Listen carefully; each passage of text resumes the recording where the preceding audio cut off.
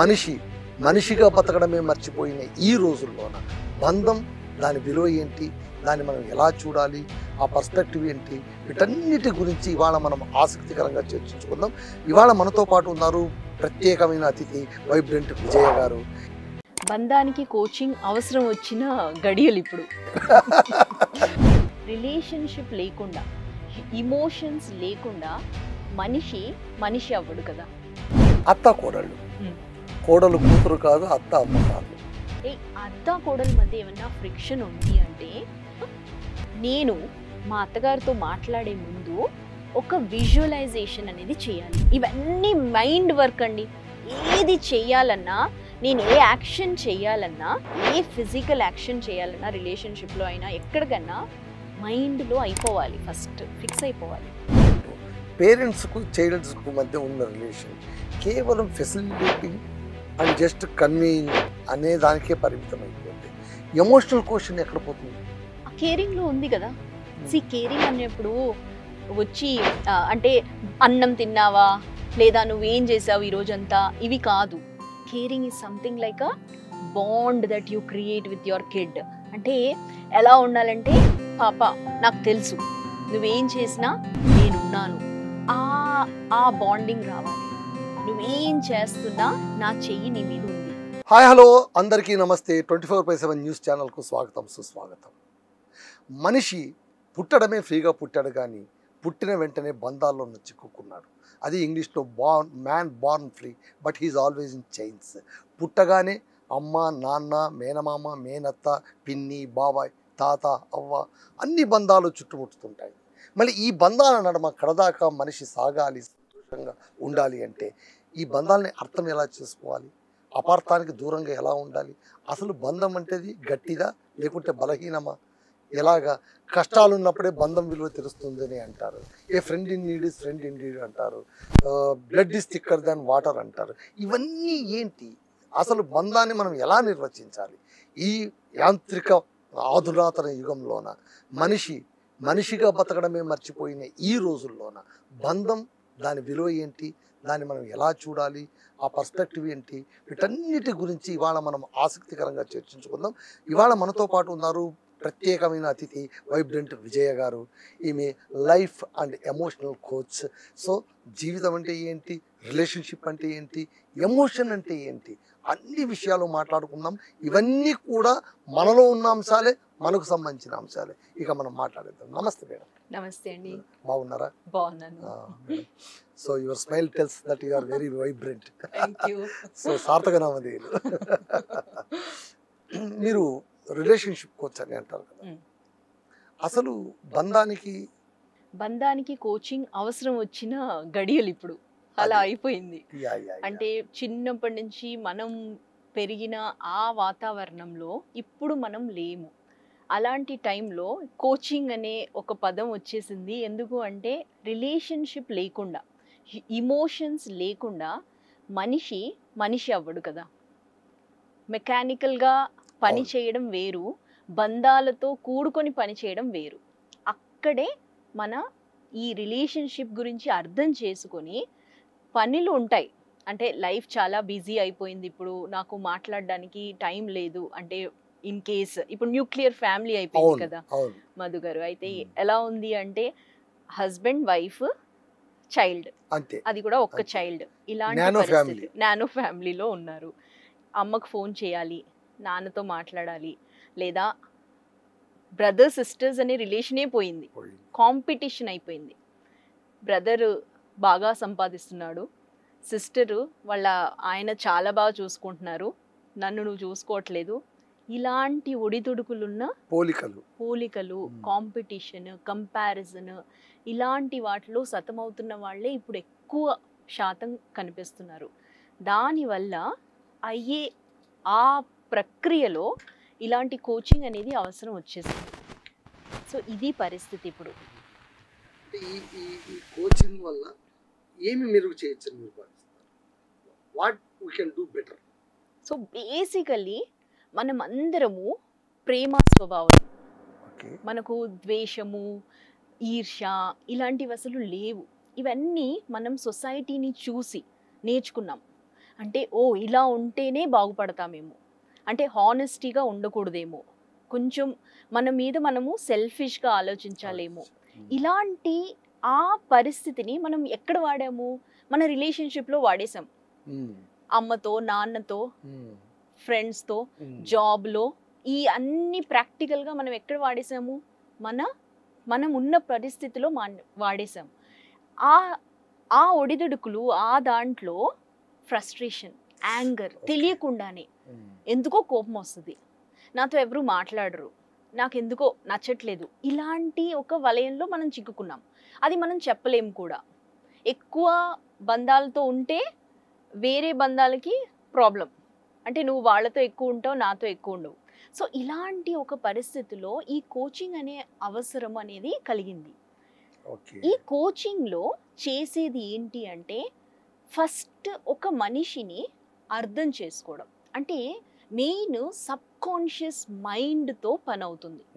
Sub conscious mind ఎప్పుడు అయింది అంటే 7 years ముందు, మనం చిన్నగా ఉన్నప్పుడు 7 years ముందు ఆ సొసైటీ, ఆ ఎన్వైరన్మెంట్, ఆ టీచర్స్, అక్కడ ఉన్న ఆ పరిస్థితుల్లో మనం కొన్ని నేర్చుకున్నాం.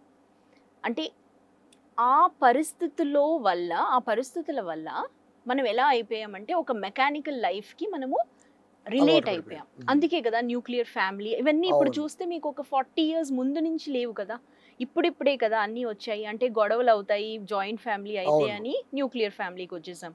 న్యూక్లియర్ ఫ్యామిలీ డిసడ్వాంటేజెస్ ఏంటి అంటే ప్రేమ, ఆప్యాయత ఏవి లేవు, అంత మెకానికల్, కమర్షియల్ గా. మళ్ళీ దానికి తోడు ఫోన్స్, ఒకరికి ఇంకో ఫోన్ ఉంది, అందరం ఒక మూలలో కూర్చుంటాము. సో మా ఇంట్లో కూడా అలాగే పరిస్థితి ఉండేది. సో బేసిక్గా మీరు అన్నారు కదా స్మైల్, ముందు ప్లాస్టిక్ స్మైలే ఉండేది ముందు. అయితే అర్థం చేసుకోవడం చాలా టైం పట్టింది. అంటే ఏంటి లైఫ్ ఇలా ఎందుకు అయ్యింది, లైఫ్ అన్నీ ఉన్నా ఏదో లేని లోటు, ఇది బాగా పట్టుకున్నాను. అయితే తెలిసింది ఏంటంటే నా గురించి నాకే తెలియదు, ఇంక నేను ఇంకొకరి గురించి ఏం మాట్లాడతాను. సో బేసిక్గా ఇక్కడ జరిగేది, అంటే ఈ కోచింగ్లో జరిగేదైనా ఇమోషనల్గా మనం కనెక్ట్ అవ్వాలంటే ముందు నన్ను నేను తెలుసుకోవడం ఇంపార్టెంట్ అయిపోయింది. మెయిన్ హార్ట్లో మెమొరీ అనేది ఉండిపోతుంది. ఆ మెమొరీ వల్ల ఇమోషనల్గా మనం బాధపడుతూనే ఉంటాం. అంటే యాంగర్ ఉంటుంది, ఫియర్ ఉంటుంది, ఫ్రస్ట్రేషన్ ఉంటుంది, గ్రీఫ్ ఉంటుంది. ఇలాంటివన్నీ మనం చెప్పుకోకుండా, అంటే న్యూక్లియర్ ఫ్యామిలీలో మెయిన్ ప్రాబ్లం ఏంటి అంటే కమ్యూనికేషన్ అనేది లేకుండా అయిపోయింది. జాయింట్ ఫ్యామిలీలో కంపారిజన్, కాంపిటీషన్ ఎక్కువైపోయింది. ఎవరితో మాట్లాడకూడదు, అన్నైనా, తమ్ముడైనా, చెల్లైనా, అమ్మైనా అందరూ కాంపిటేటివ్ అనుకుంటున్నారు, కానీ ఎవరు మనకు సహాయపడే వాళ్ళు లేరు అన్న ఒక ట్రస్ట్ ఇష్యూ వచ్చేసింది, రైట్? సో ఇలాంటి వలయంలో చిక్కుకున్న వాళ్ళకి ఈ మెయిన్ ఈ కోచింగ్ అనే పదం అనేది వచ్చింది. అయితే మెయిన్ మధు గారు, ఈ ఇమోషనల్గా బాధపడే వాళ్ళు అందరితో చెప్పుకోవడం కూడా సబబు కాదు. ఓకే, అంటే ఈరోజు మీరు పొద్దున వచ్చారు, మీ ఇంట్లో ఉన్న ఆ పరిస్థితులతో వచ్చారు, ఆ వైబ్రేషన్తో వచ్చారు. నేను వచ్చాను, నేను అన్నాను నాకు ఈరోజు మా ఇంట్లో బాగా గొడవైంది. మీరు మంచి స్థితిలో ఉంటే, అంటే మంచి వైబ్రేషన్లో ఉంటే మీరు పాజిటివ్గా చెప్తారు. లేకపోతే ఎలా అంటారంటే ఎప్పుడు ఉండేదిరా, ఎప్పుడు నువ్వు ఇదే అంటావు, ఎప్పుడన్నా మంచి మాటలు మాట్లాడావా అనగానే వినేవాళ్ళు లేరు. నేను ఎవరితో చెప్పాను అనేది కాదు, చెప్పిన వాళ్ళు ఎలాంటి వాళ్ళు అనేది తెలియాలి. అక్కడే మనకు ప్రాబ్లం. అంటే ఇప్పుడు ఇంట్లో పెళ్లి చేసుకొని అమ్మాయి ఇంట్లో ఉంటుంది, అత్తగారి ఇంట్లో ఉంటుంది. పొద్దునే కాల్ ఎక్కడికి వెళ్తుంది, అమ్మ దగ్గరికి వెళ్తుంది. అమ్మ ఈరోజు ఇలా అయ్యింది, అలా అయ్యింది, రిలేషన్షిప్లో మెయిన్. అయితే మమ్మీ ఒక సలహా ఇస్తారు, అది ఇక్కడ పాటిస్తారు, ఇక్కడ అడ్జస్ట్ అవ్వరు. సో విభేదాలు అక్కడ కలుగుతుంది. సో నువ్వు నీ ఒపీనియన్ని నువ్వు వాడట్లేదు, నువ్వు నీ ఎన్వైరన్మెంట్లో నేను ఏం మార్పు చేయాలి అనే దాని మీద ఆస్కారం లేదు. సో ఇలాంటి పరిస్థితుల్లో ఉన్నందుకు ఆ సబ్ కాన్షియస్ మైండ్ అన్నాను కదా, అది ఆటోమేటిక్గా వీటికే ప్రోగ్రామింగ్ అయిపోయింది. ఓకే, సో ఇక్కడ మనం ఏం చేయాలి? సో ఇలాంటి పరిస్థితుల్లో మనం ఎలా మార్చాలి నన్ను నేను? సో సబ్కాన్షియస్ మైండ్ ఒక కంప్యూటర్ లాగా, అంటే మనం ఆల్రెడీ అందులో ఇన్పుట్ ఇచ్చేసాము. నువ్వు ఎంత మారాలి అనుకున్నా కూడా నువ్వు థర్డ్ డేకి మళ్ళీ అదే అవుతావు, ఎందుకంటే ఆల్రెడీ ఆ ప్రోగ్రామ్ ఉంది అక్కడ. సో ఇప్పుడు మీరు కార్ నడుపుతున్నారు, సబ్కాన్షియస్గా మీరు నడుపుతారు, కాల్ చేస్తారు, అన్నీ అయిపోతుంది కదా, కొత్తగా ఏమీ చేయక్కర్లేదు అక్కడే. అదే అవుతుంది మన యాంగర్ ఇష్యూకి, ఫ్రస్ట్రేషన్ ఇష్యూకి. పాజిటివిటీ అంటాము, పాజిటివ్గా ఉండాలి అంటాము, కానీ నెగిటివ్ ఆల్రెడీ ఉంది, హార్ట్లో మెమరీలో నెగిటివ్ ఆల్రెడీ ఉంది. దాన్ని నువ్వు ఎంత ఆలోచించి దాన్ని ప్యాటర్న్స్ అంటారు. అంటే ఆల్రెడీ మనం ఒక ప్యాటర్న్లో ఉంటాము. సో దాన్ని ఎవరన్నా ఇట్లా ట్రిగర్ చేశారనుకోండి, ఒక గాయం ఉందనుకోండి, పచ్చిగా ఉంది, దాన్ని ఒకసారి కొట్టామనుకోండి ఏమవుతుంది? మళ్ళీ ఫ్లేర్ అయిపోతుంది. అదే నడుస్తుంది. సో ఈ వూండ్ని మనం అర్థం చేసుకోవడం ఫస్ట్ స్టెప్. ఫస్ట్ నాకు ఇది వద్దు, నా వల్ల కాదు అనడం ఇంపార్టెంట్. నా వల్ల కావట్లేదు అంటే పెయిన్కి ఒక హద్దు ఉంటుంది, అదే హ్యాపీనెస్కి హద్దు ఉండదు. మీరు ఆలోచిస్తే ఎక్స్పీరియన్స్లో హ్యాపీనెస్ ఇంకా కావాలి అనుకుంటాం. ఈరోజు మనము ట్రావెల్ చేసి నేచర్ చూసి వస్తాము, నెక్స్ట్ డేకి మళ్ళీ ఎక్స్పీరియన్స్ వద్దనుకోము కదా, అబ్బా ఎంత బాగుందో, ఇంకా మంచి ప్రదేశానికి వెళ్ళాలి ఈసారి అనుకుంటాం కదా. అదే పెయిన్ ఉందనుకోండి అలా అనుకోం కదా, అబ్బా వెళ్ళిపోతే చాలు. సో ఇక్కడ ఈ పెయిన్ని ఫస్ట్ మనం రికగ్నైజ్ చేసుకోవాలి. ఉంటుందిలే, ఇట్లాగే ఉంటుందేమో లైఫ్ అనుకుంటే అవ్వదు, ఇంకంతే life. So first thing is awareness. Awareness రావాలి అంటే దీనివల్ల నాకు నా బాడీలోని సెల్స్ పాడవుతున్నాయి, హెల్త్ పాడవుతుంది, నా రిలేషన్షిప్లో నేను అనుకున్నది నేను సాధించలేకపోతున్నాను. ఇలాంటి ఒక రియలైజేషన్ అనేది ఫస్ట్ స్టెప్ మధు గారు. అది నాకు ఎప్పుడు వచ్చిందంటే ఆల్మోస్ట్ మొత్తం డిప్రెషన్ స్టేట్కి వెళ్ళిన తర్వాత వచ్చింది. అనుభవం అంతే. సో మీరు ఎలా ఇలా నవ్వుతారు మేడం, మీరు ఎలా ఇలా అయ్యారు అంటే ఒకటి అర్థం అవుతుంది. నేను వెనక్కి చూసుకుంటే నాతో జరిగింది, అందుకే నేను ఇలా ఉన్నాను అంటాను. సో డిప్రెషన్ అనే దానికి చాలా మధుగారు అది ఎలా ఉంటుందంటే అలా కూర్చొని తినేస్తుంది మనల్ని, మనకు తెలియకుండానే మనం తినేస్తుంది అది. మేడం ఇప్పుడు నాకు ఒక మాట చెప్పండి. ఓకే, డిప్రెషన్ అనేది సంతోషమైన డ్యూ టు రిలేషన్, డిప్రెషన్ అయినా డ్యూ టు రిలేషన్. హౌ ఈ టేక్ అనే దానిపైన మన పర్స్పెక్టివ్ ఆధారపడి ఉంటుందని. Okay, we know it. మీరు ఒకటి చెప్పండి, మోడర్న్ డేస్లోన సరే నానో ఫ్యామిలీస్ అవన్నీ పక్కన పెట్టండి, కానీ ఒక రకంగా ఆలోచిస్తే ఉమ్మడి కుటుంబంలోన పిల్లల్ని తీసుకునే కేరింగ్ కంటే కూడా 1000 రెట్లు ఎక్కువగా ఇప్పుడు కేరింగ్ మారిపోయింది. ఆ కేరింగ్ ఎంత దాకా వెళ్ళిపోయిందంటే వాళ్ళని టోటల్ డిపెండెంట్గా మార్చేసి వాళ్ళకు భవిష్యత్తు కనిపించకుండా మాయ చేసేంత దాకా వెళ్ళిపోయింది. వాడు అడగకుండానే అన్నీ ఇచ్చేసేయడం. ఇప్పుడు ఒకరు ఇద్దరు పిల్లలు పుడతారు, ఇద్దరు కూడా కాదు, ఒకరే పుట్టి ఆ ఒక్క పిల్లవాళ్ళని మహారాణిలా పెంచాలి లేదా మహారాజులా పెంచాలి అని కోరికతోన వాళ్ళ కోసం వీళ్ళు సంపాదిస్తూ, వీళ్ళు బర్న్ అయిపోతూ, వాళ్ళకు ఆస్తులు కూడా పెడుతూ, వాళ్ళకు డబ్బులు ఇచ్చేస్తూ, వాళ్ళు ఒక చెడుతో దారి తొక్కగానే వీళ్ళు డిప్రెస్ అయిపోతుంటారు. నేను ఇంత చేసినా నా బిడ్డ ఎందుకు ఇలా అయిపోయారు, నేనేం పాపం చేశాను, నేను బాగానే పెంచుతున్నాను కదా, my grown up stage is very well కదా, ఇంతకంటే కేర్ ఎవరు తీసుకుంటారు, అయినా ఎందుకు వీళ్ళు ఇలా అయిపోయారు అనేటువంటి మాట ఒకటి వస్తుంది. దీన్ని మీరు ఎలా చూస్తారు? అబ్సల్యూట్లీ మీరు అన్నదే అవుతుంది. ఇప్పుడు ఈ సిచ్యువేషన్ నడుస్తుంది.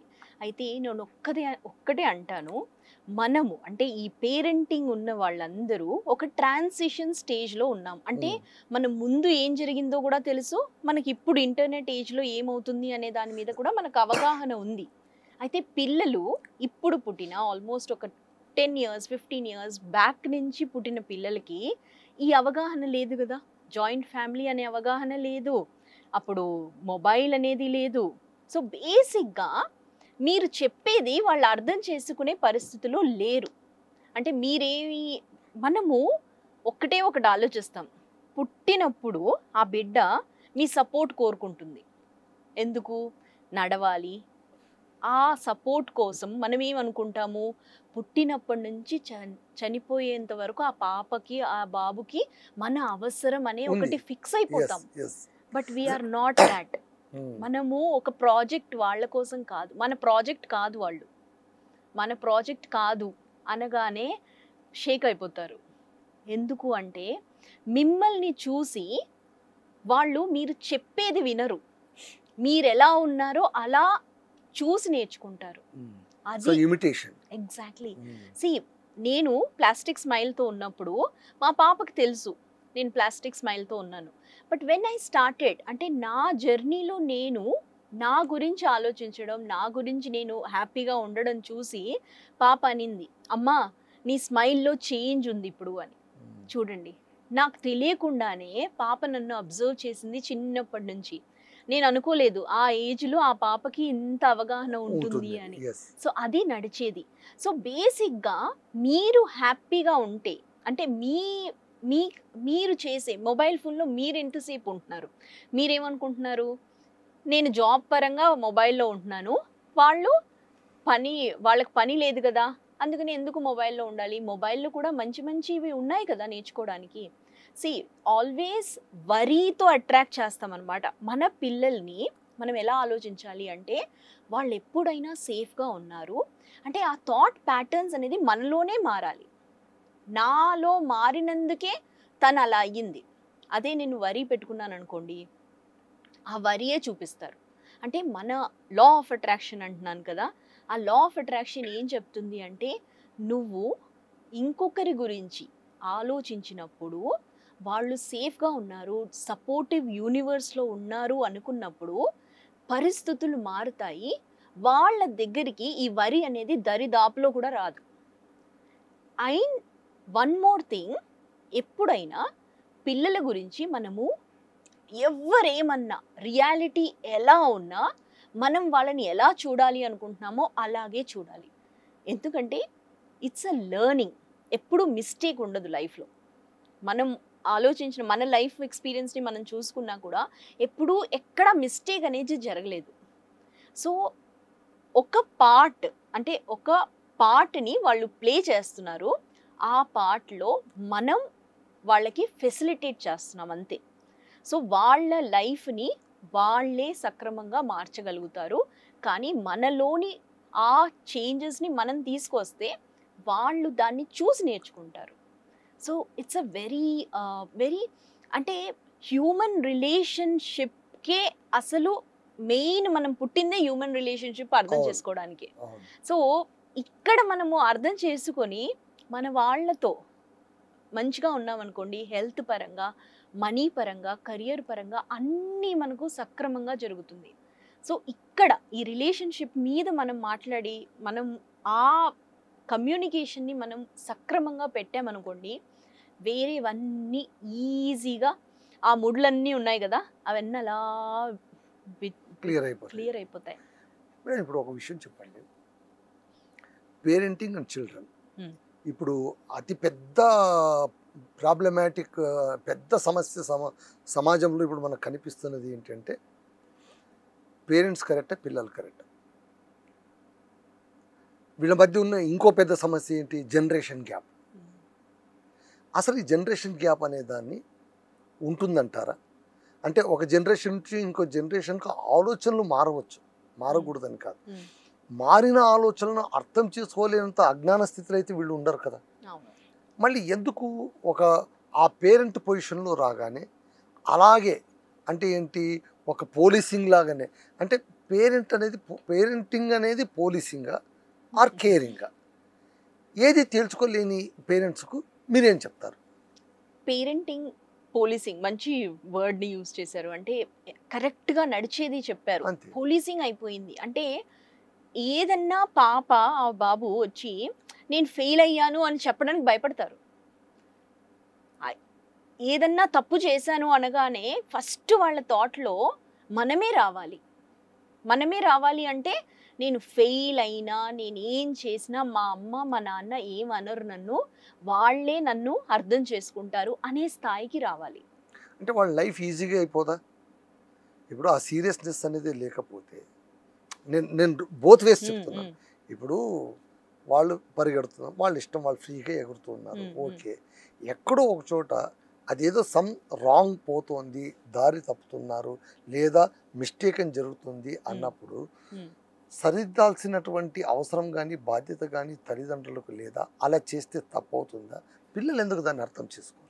సరిదిద్దడం అంటున్నారు కదా, సరిదిద్దడం అనగానే మనం అక్కడే పోలీసింగ్ స్టార్ట్ చేస్తాం. అంటే తప్పుని మనము చూపుడు వేలుతో చూపిస్తున్నాము. చూపుడు వేలుతో చూపించడానికి కాదు మనం ఉన్నది, మనం ప్రేమగా వాళ్ళని అత్తుకోవడానికి ఉన్నాం.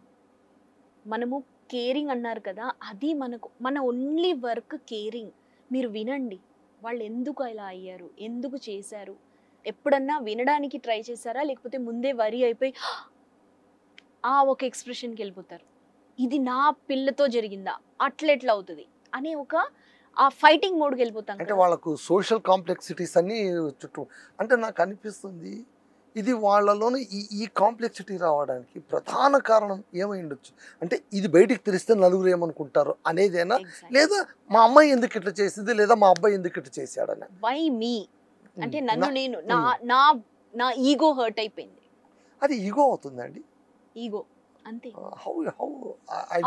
ఈగో బికాస్ నేను అన్నాను కదా, అప్బ్రింగింగ్ అంటున్నాను కదా, అప్బ్రింగింగ్ అన్నా కూడా మన పిల్లలు మనతో మన త్రూ వచ్చారు. And it's an individual. మనం ఎలా చూస్తున్నామంటే అది నా ఆస్తి అనుకుంటున్నాం, కానీ మన త్రూ ఈ లైఫ్ ఎంజాయ్ చేయడానికి వచ్చారు అంతే.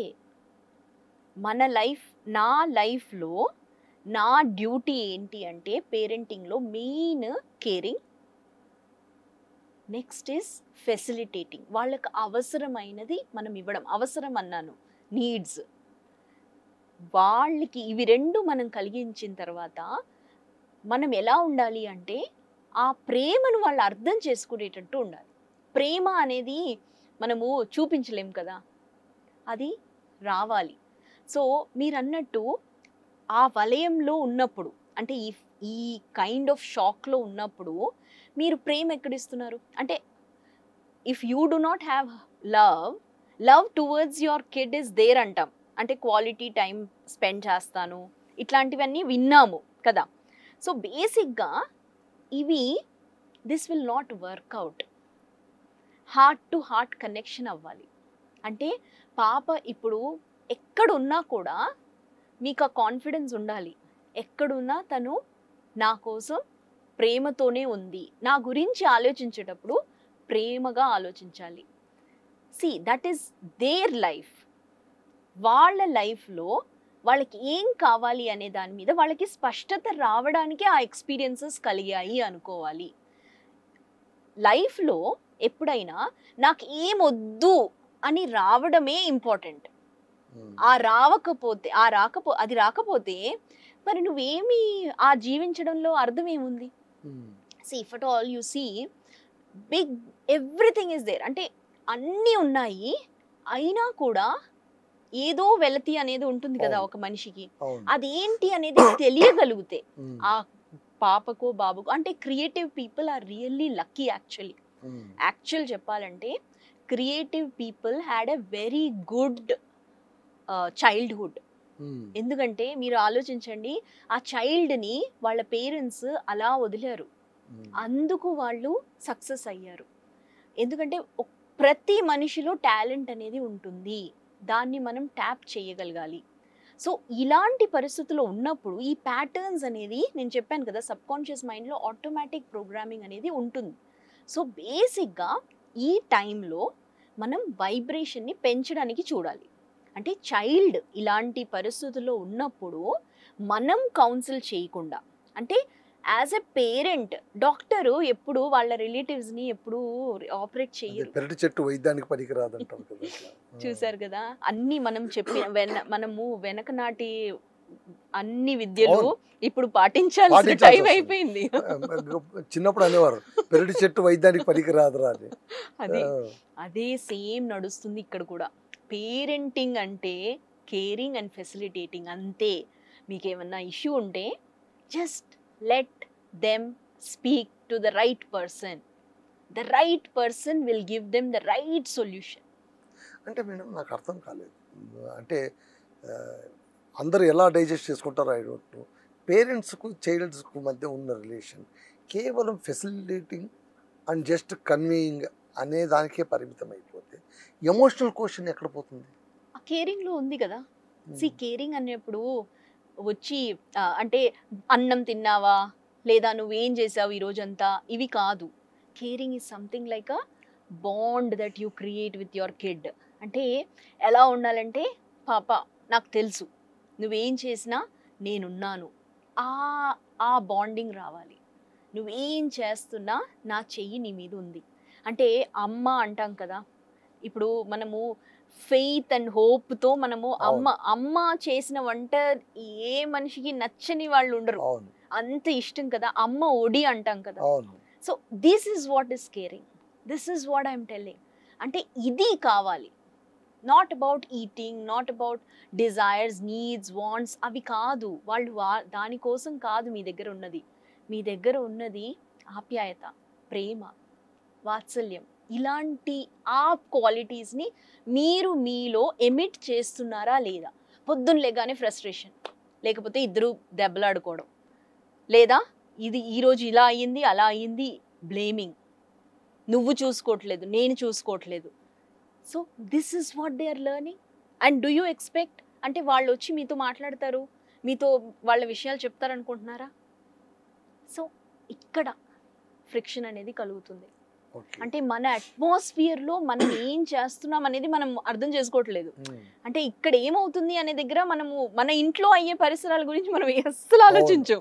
మన ఫోకస్ అంతా ఆ పిల్లల గురించి ఆలోచిస్తాం. వాళ్ళు కాలేజ్కి వెళ్ళారు, లేదా వాళ్ళు అయ్యో ఇప్పుడు కాలేజ్ అంటే ఇలా ఉంటుంది, అమ్మో హాస్టల్ అంటే ఇలా ఉంటుంది, అమ్మో యుఎస్ఆ అక్కడ అలా ఉంటుంది. సో బేసిక్గా మీరు ఎలా ఆలోచిస్తున్నారు చూడండి. So how can a child feel safe with you? మీ దగ్గర సేఫ్గా ఎలా ఉంటుంది? అబ్బా ఇక్కడ నుంచి వెళ్ళిపోతే చాలు అనిపిస్తుంది. ఇక్కడ నుంచి వెళ్ళిపోతే చాలు అంటే అక్కడ ఒక ప్యాటర్న్ ఆల్రెడీ క్రియేట్ అయిపోయింది. అంటే ఎలాంటి వాళ్ళు ఉన్నారంటే బ్లేమింగ్ వాళ్ళు ఉన్నారు, ఫ్రస్ట్రేషన్ వాళ్ళు ఉన్నప్పుడు అదే ప్యాటర్న్ని వాళ్ళు అక్కడ కూడా చూస్తారు వాళ్ళ ఫ్రెండ్స్ ద్వారా. మీకు అంటే it's not a small universe, it's a pattern. చెప్తున్నాను కదా, ఈ ప్యాటర్న్ని ఇక్కడ కట్ చేయకుండా నువ్వు ఆ అబ్బాయినో అమ్మాయినో that support will not come from the universe. ఎందుకంటే ఆ ప్యాటర్న్స్ అనేది వాళ్ళ హార్ట్లో ఉండిపోయింది.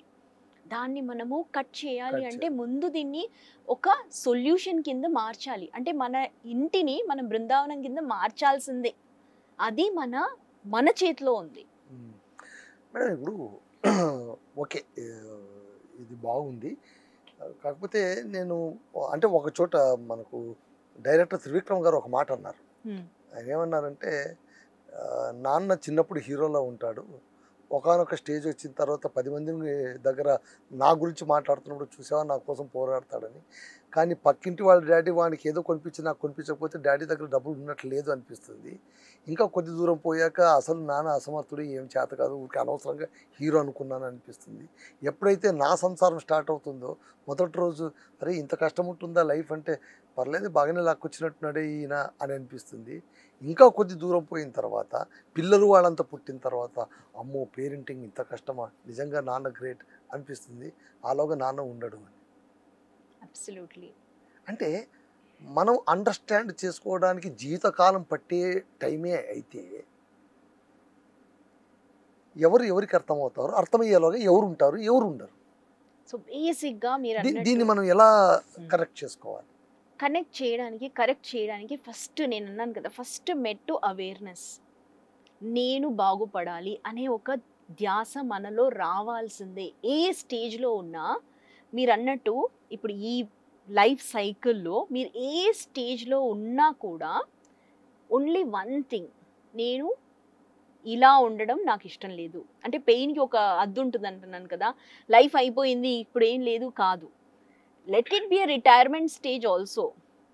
కమ్ టు దట్ రియలైజేషన్కి రండి.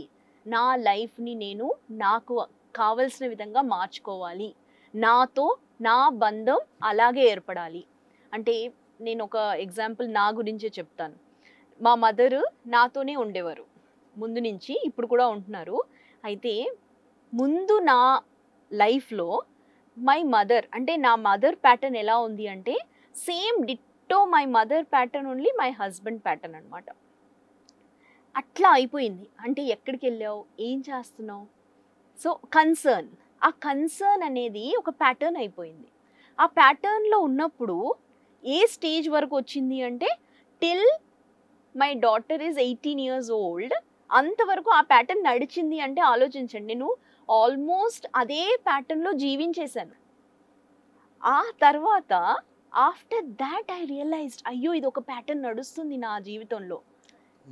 అప్పుడు అంటే అంటున్నాను కదా, అప్పుడు అండర్స్టాండింగ్కి వస్తున్నాను. ఈ ప్యాటర్న్ని నేను ఇంకా తట్టుకోలేనబ్బా, ఇంకా తట్టుకోవాలంటే పైకే వెళ్ళాలి, ఇంకా నా వల్ల కాదు అనుకున్నాను.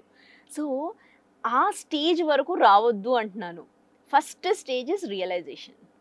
అంటే అందరం మాట్లాడుకుంటున్నాము, డిస్కసింగ్ ఆల్ దీస్ థింగ్స్. అప్పుడు అలా లేదు కదా. అప్పుడు ఎలా ఉంది అంటే మమ్మీ కూడా నాతోనే ఉన్నారు, చెప్పడానికి ఎవరు లేరు, అందరూ అలాంటి ప్యాటర్న్ వాళ్ళే నాతో పాటు ఉన్నారు, ఎవరితో మాట్లాడతాను, ఎవరితో చెప్తాను, అలా ఉండేది. So now you realise like now we at least have that media where we are able to discuss all these things. అప్పట్లో అలా కూడా లేదు. So now when you know that this is what is the thing, next thing is నువ్వు ఎవరితో చెప్తున్నావు అనేది చాలా important.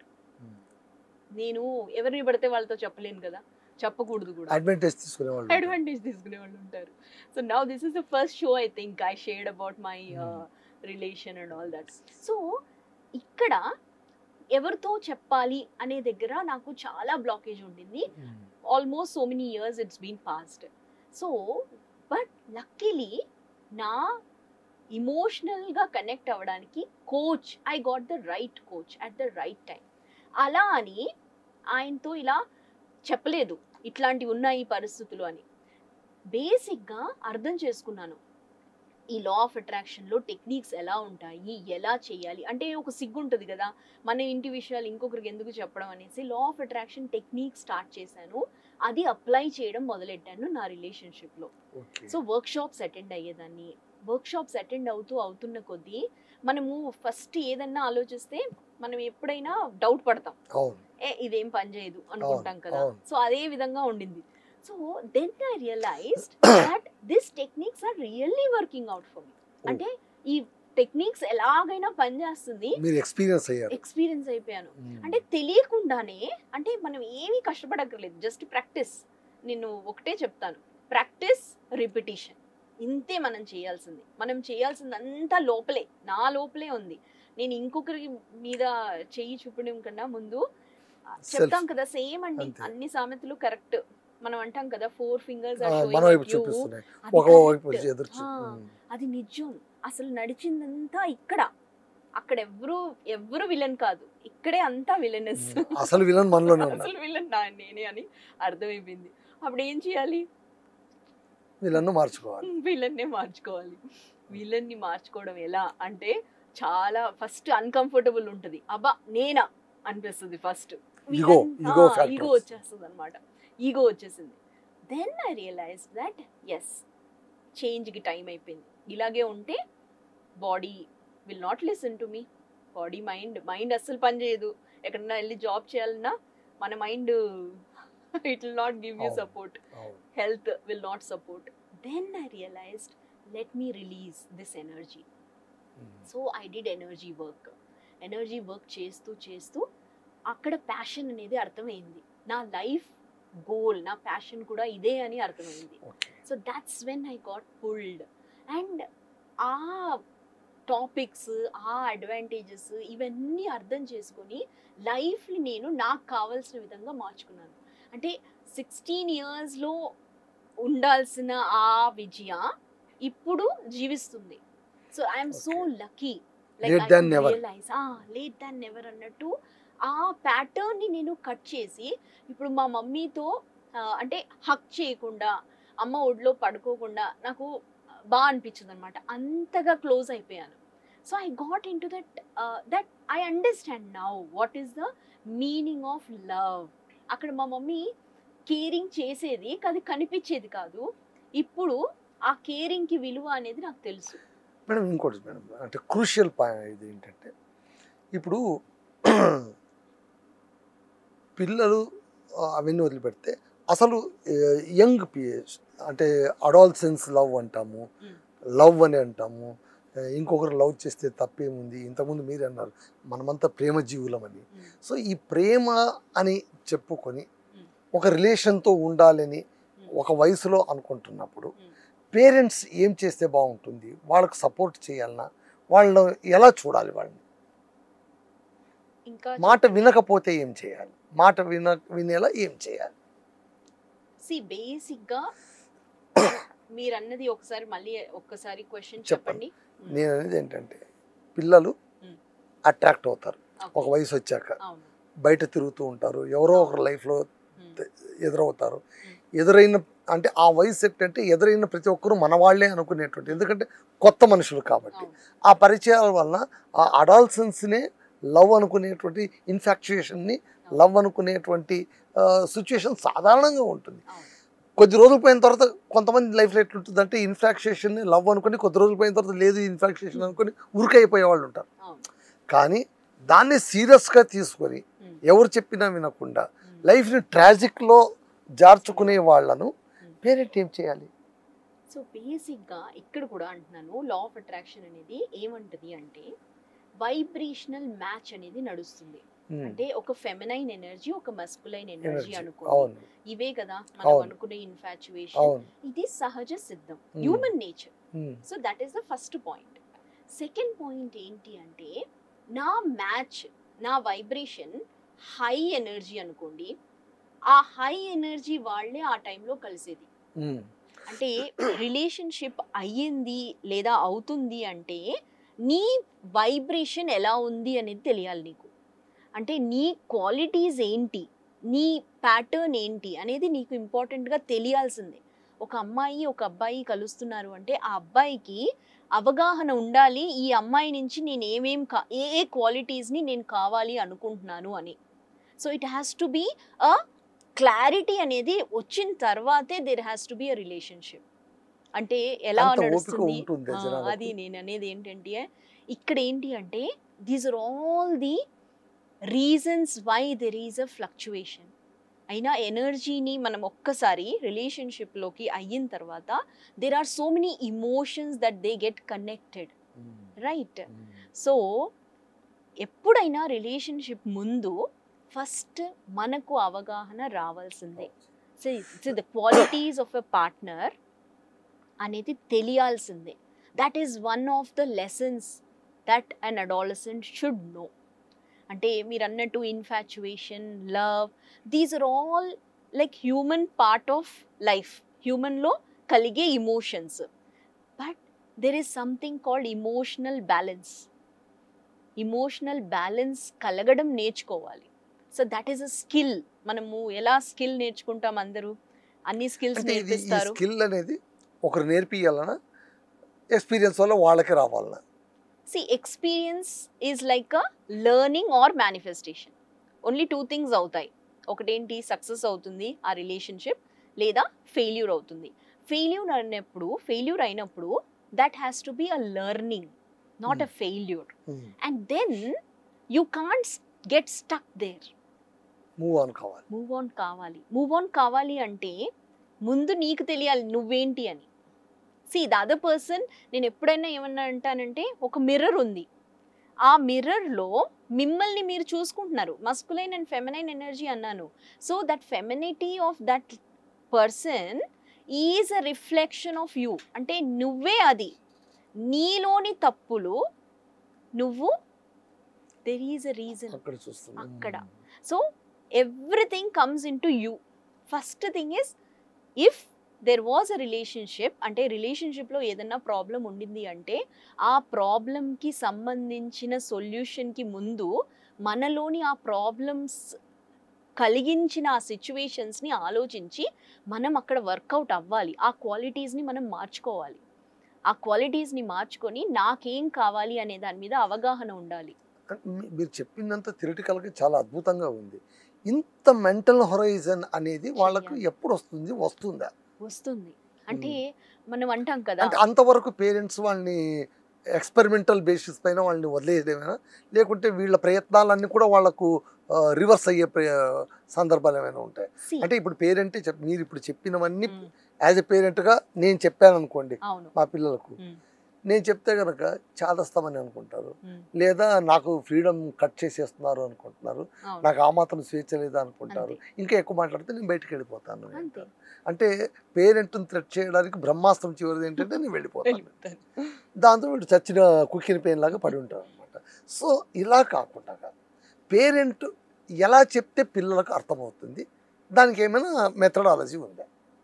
నేను మళ్ళీ అదే చెప్తున్నాను, parent is only for caring and facilitating. Maybe at that situation, అంటే అన్ని సందర్భాల్లోనూ లవ్ చూపిస్తూ అక్కడితోనే ఆగిపోతే కనుక కంప్లీట్నెస్ రాదు కదా మేడం.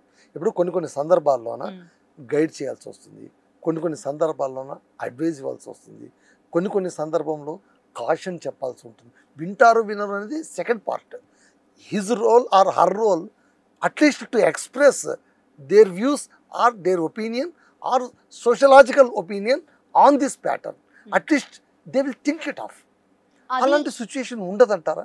అది ఎలాంటి పరిస్థితిలో చెప్తున్నారు అనేది ఇంపార్టెంట్. అంటే మీరు హ్యాపీ స్టేట్ లో చెప్తున్నారా, వరీ స్టేట్ లో చెప్తున్నారా? ఇప్పుడు ఎప్పుడైనా ఆలోచించండి, నీ వైబ్రేషన్ ఎలా ఉంది. గట్టి కేకలేసి చెప్పామనుకోండి, వాళ్ళు విన్నారు. నువ్వు హ్యాపీగా ఉన్నావా?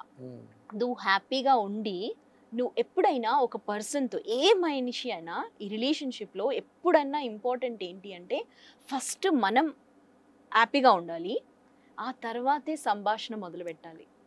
అక్కడ హ్యాపీ స్టేట్ ఉండాలి, ఇక్కడ హ్యాపీ స్టేట్ ఉండాలి, అప్పుడే ఆ సంభాషణకి ఒక అర్థం అనేది వస్తుంది. ఇది అర్థం చేసుకోరు. నేను హ్యాపీగా ఉన్నాను, ఆ మనిషి అక్కడ ఫ్రస్ట్రేషన్లో ఉన్నాడు, అప్పుడు కూర్చొని మాట్లాడామనుకోండి దెబ్బకి లేసి వెళ్ళిపోతారు. ప్లేన్స్ ఈక్వల్గా ఉండాలి. That is very important. అది కలిగించాలి. See time is the healer. మళ్ళీ మీరు వేదాంతానికి వెళ్ళిపోయారు. ఇది కాలం అన్నీ చెబుతుంది. అదేదో ఒక సెంటెన్స్ భలే ఉంది మేడం, నేను ఒక దాంట్లో చదివాను. జీవితం మనిషికి అన్ని నేర్పిస్తుంది, కడదాకా నేర్పిస్తూనే ఉంటుంది, లేకపోతే జీవితం లేదు, కంటిన్యూ అని. సరే మేడం, ఇది ఓకే. ఇంకోటి క్రూషియల్ క్వశ్చన్ మనం అడగాలి కాబట్టి, పెళ్ళయ్యాక రిలేషన్స్ ఎందుకు ఇంత పలచనైపోతున్నాయి? చిన్న కారణాలకు. అంటే బహుశా వాళ్ళ దృష్టిలో చాలా పెద్ద కారణం ఉండొచ్చు, బట్ మనం ఇప్పుడు పాత సామెత ఉంది, భార్యాభర్తలకు కొట్లాడుకోకుండా ఉంటారా ఏంటి, కొట్లాడకపోతే సంసారం ఎట్లా అవుతుంది అది అనే ఒక మేనిఫెస్టో మనం మొదటి నుంచి తీసుకొస్తాం. ఇప్పుడు ఏమైపోయింది, చివరికి నేను అడిగింది నువ్వు ఇవ్వకపోయినా, నువ్వు అడిగింది నేను చేయలేకపోయినా, ఏమైనా సరే లెట్ us apart. డిపార్ట్ అనేటువంటి ఇమీడియట్ ఇన్స్టెంట్ డెసిషన్ దాకా ఎందుకు మనం బూస్ట్ అవుట్ అయిపోతున్నాం? సో బేసిక్గా ఇమోషన్స్ అనేది కనెక్ట్ అవ్వట్లేదు అక్కడ.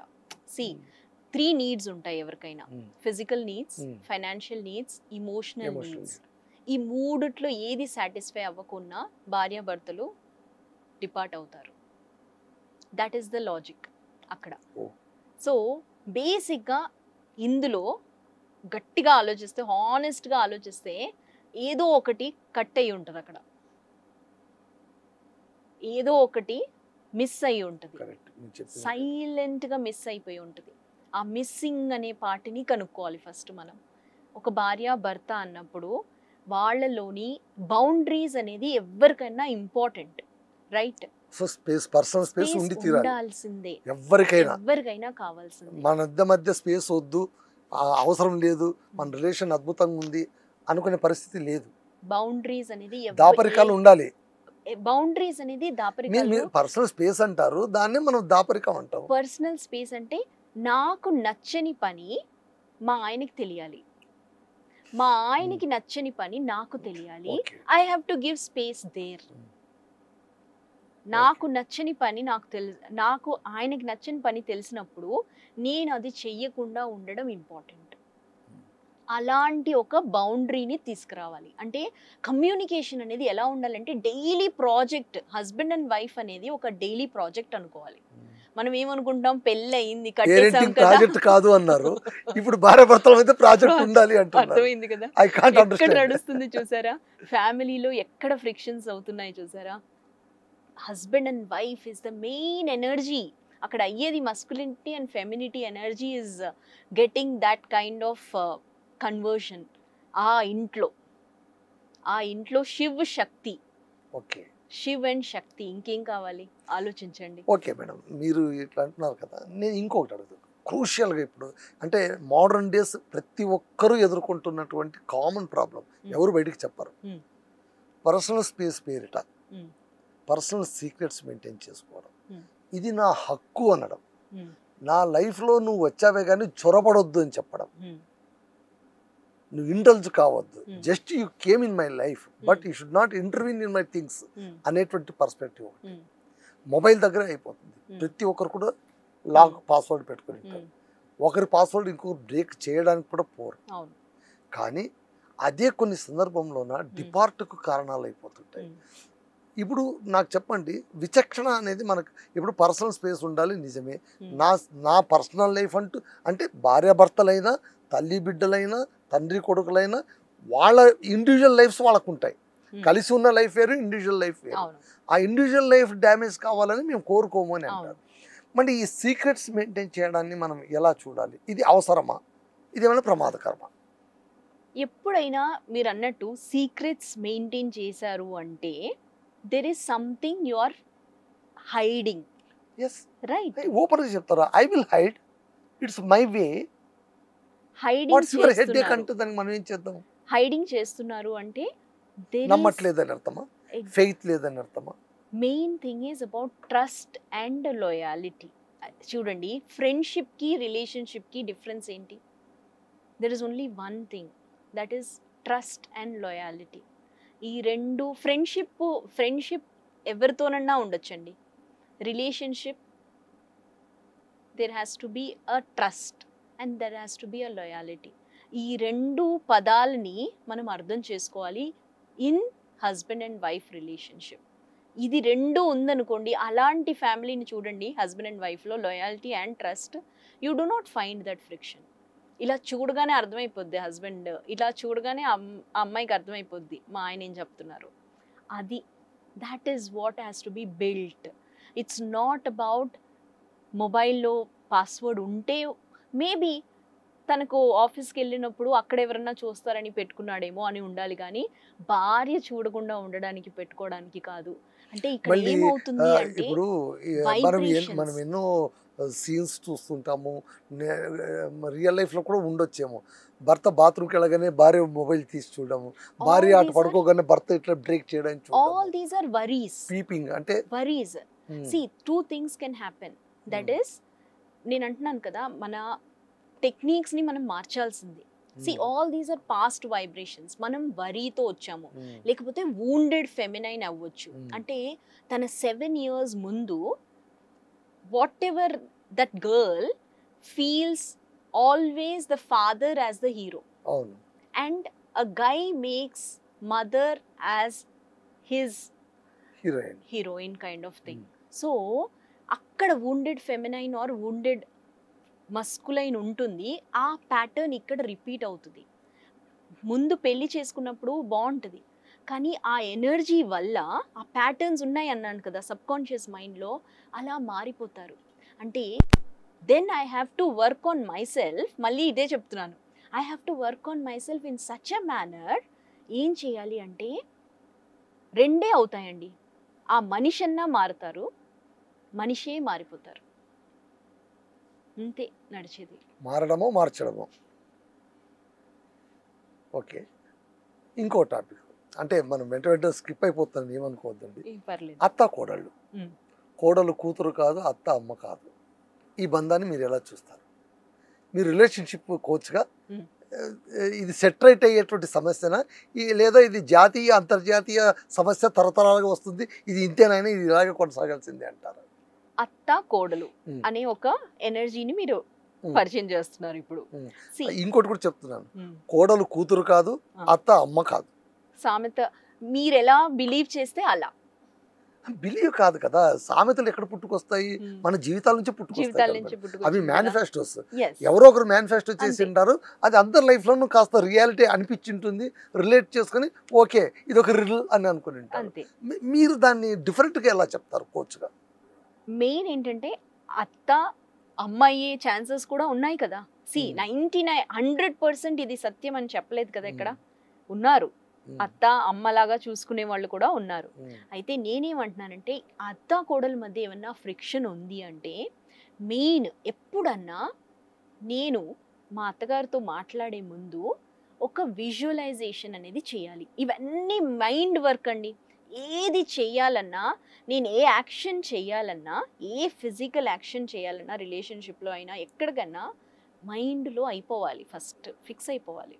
ఎలా అంటే స్పోర్ట్స్ మ్యాన్కి కోచ్ ఎందుకుంటారు? ఫైండ్ ఆల్రెడీ ఫిక్స్ చేసేస్తారు అక్కడ. వెళ్ళే స్పోర్ట్స్ గ్రౌండ్ లో అసలు అక్కడ కాదు ఆట, ఇక్కడ ఆట అయిపోయి ఉంటది, అక్కడ ఇంప్లిమెంట్ చేస్తాడు అంతే. అదే ప్రాజెక్ట్ అంటున్నాను కదా, డైలీ ప్రాజెక్ట్. మనం రిలేషన్షిప్ ని అలా హ్యాపీగా ఇది ఒక అసైన్మెంట్ లో చూడాలి అంటారు, కానీ చాలా దారుణం అండి రిలేషన్స్ అసైన్మెంట్ లో చూడడం ఏంటి, నాకు అర్థం కాలేదు. అంటే ఆల్రెడీ ఏది వద్దో అవన్నీ మనం దాంట్లో పెట్టేసుకున్నాం ఆల్రెడీ. ఏమంటారు, అత్త అనగానే ఒక సూర్యకాంతం అలా కాదు నేను చెప్పేది.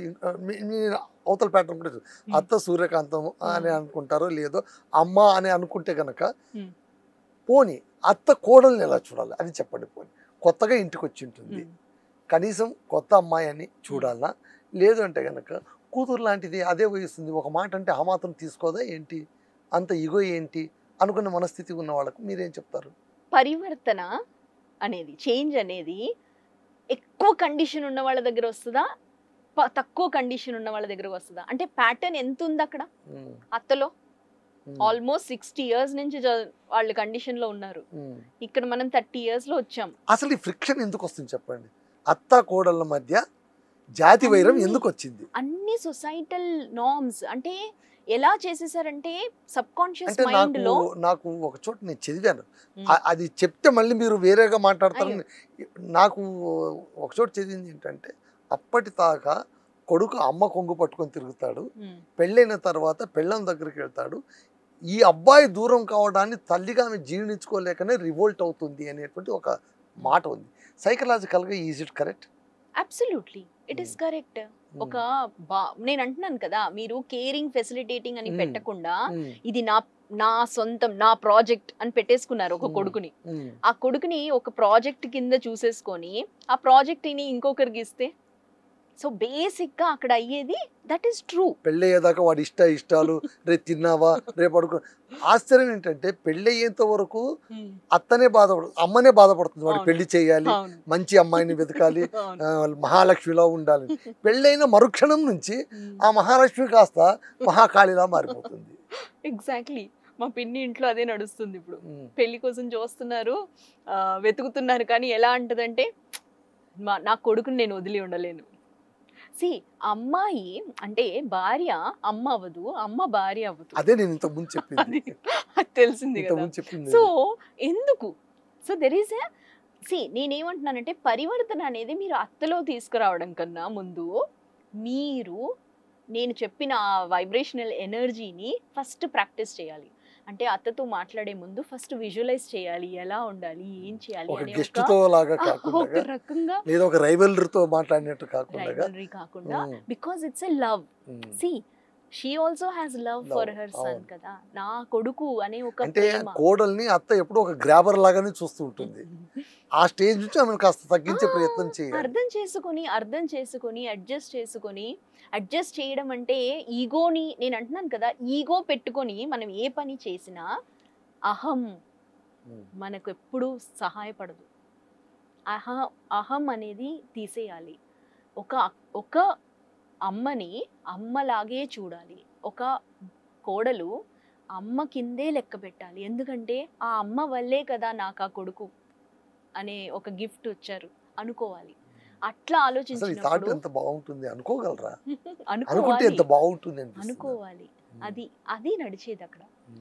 ఎందుకంటే దట్ ఈస్ ఆల్సో ప్రేమ, దిస్ ఈస్ ఆల్సో ప్రేమ. ఈ ప్రేమకి ఆ ప్రేమకి చాలా అంతరం ఉంది. ఆ ప్రేమను అర్థం చేసుకోవాలి, ఆ అబ్బాయిని అర్థం చేసుకోవాలి ముందు. ఆ అబ్బాయికి ఇద్దరు కావాలి. అట్లాంటి సినిమా కూడా వచ్చేసాయి తల్లా పెళ్ళా. సినిమా చాలా అంటాం కానీ ఇన్స్పైర్ చేస్తాయి అండ్ ఇంజెక్ట్ కూడా చేసింది చాలా. ఓకే మేడం, చివరి క్వశ్చన్.